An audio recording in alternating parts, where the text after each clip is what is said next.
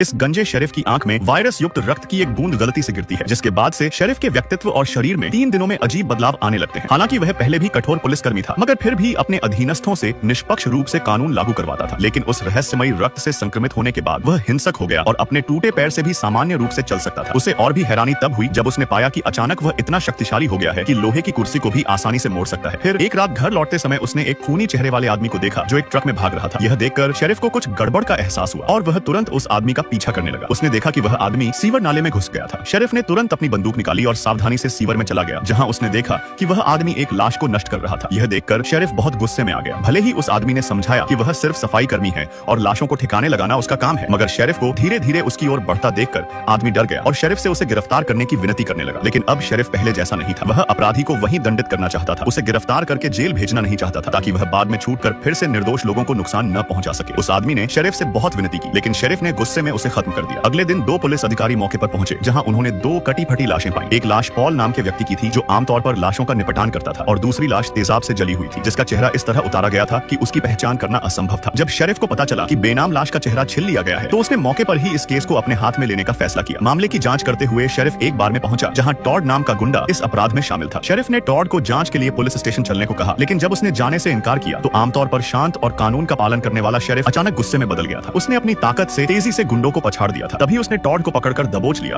और तब तक उसे पागलों की तरह मारता रहा, जब तक कि टॉड ने आत्मसमर्पण नहीं कर दिया। अंत में उसने बेनाम लाश के इतिहास के बारे में पूछा, जिससे पता चला कि एक प्लास्टिक सर्जन था जो गैंगस्टरों के चेहरे बदलता था। वह टॉड के जरिए पीड़ितों की लाशों का निपटान करता था। फिर शेरिफ ने गुंडे को सीधे अपनी कार की डिक्की में डाला और उसके निर्देश पर प्लास्टिक सर्जन के क्लिनिक में पहुंचा, जो जमीन के नीचे बना हुआ था। वहां उसने देखा कि सर्जन एक मासूम औरत का चेहरा उतारने की तैयारी कर रहा था। शेरिफ को और भी ज्यादा हैरानी तब हुई जब उसने पास के घोल में 5 से 6 चेहरे तैरते हुए देखे। यह देखकर शेरिफ फिर से गुस्से में आ गया। उसने सर्जन को कई मुक्कों से मारा और फिर बंदूक निकालकर उसके सिर पर तान दी। लेकिन सर्जन के एक अजीब वाक्य ने अचानक शेरिफ को होश में ला दिया। फिर भी शेरिफ उसे गिरफ्तार कर पुलिस स्टेशन ले गया और सामान्य प्रक्रिया के अनुसार मुकदमा चलाने की तैयारी की। लेकिन उसे नहीं पता था कि सर्जन अपने कॉन्टैक्ट्स का इस्तेमाल कर कानूनी सजा से बच जाएगा और फिर बेशर्मी से मेयर की पार्टी में शामिल हो जाएगा। यह देखकर शेरिफ पूरी तरह से गुस्से में पागल हो गया। उसने सर्जन के बाथरूम में जाने का इंतजार किया और फिर चुपके से उसका पीछा किया, ताकि वह अपने तरीके से न्याय कर सके। उसने अपराधी सर्जन को बहुत मारा। मारते समय जब सर्जन ने कहा कि तुम्हें कानून का पालन करना चाहिए, तो शेरिफ का कहना था, मैं ही कानून हूँ और मैं ही अपराधी को दंड देने वाला न्यायाधीश। यह कहते ही शेरिफ ने धक्का देकर अपराधी को इमारत से नीचे फेंक दिया। शेरिफ का मौके पर ही न्याय करने का तरीका थोड़ा कैजुअल था।